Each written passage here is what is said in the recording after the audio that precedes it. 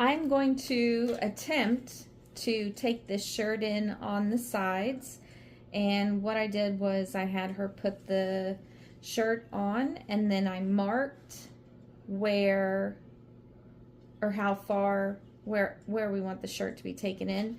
So what I'll do is I will measure where that's at.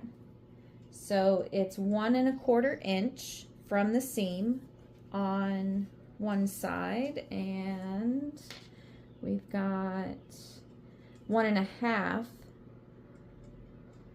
from the left side. So we'll just do 1 3/8. All right, we'll flip our shirt inside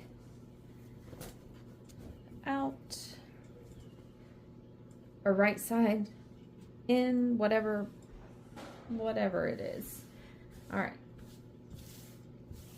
And I used heat erasable pins, so that way I can iron it and the ink disappears. And I'll do that at the top, or right below the sleeve, and at the bottom, so that way I can draw a straight line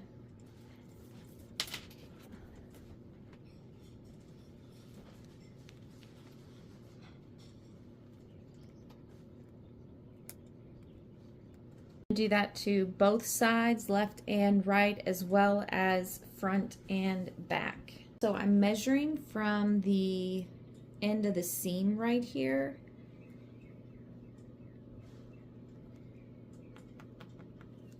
Now I'm going to measure from the bottom of the sleeve, from the end of the seam to the line, and I'm going to do 2 inches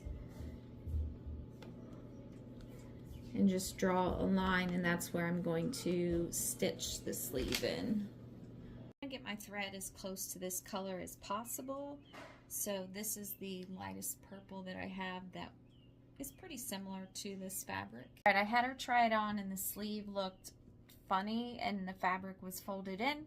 So what I'm doing is I marked where I need to stitch, and that is 1 6/8 from the edge of the sleeve. And then I got one side done, so I'm measuring where I stitched. And then it goes down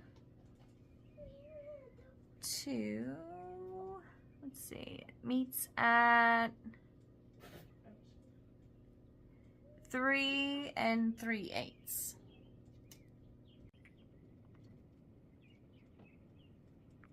Excuse the noise in the background if you can hear that. My husband is steam cleaning the couch, which was very nice of him.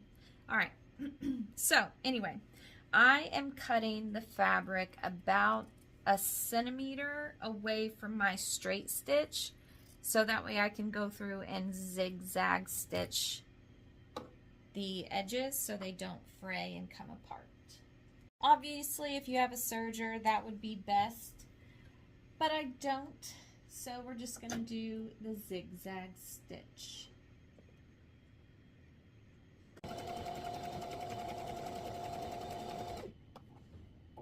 And here's what the edges look like after the zigzag stitch.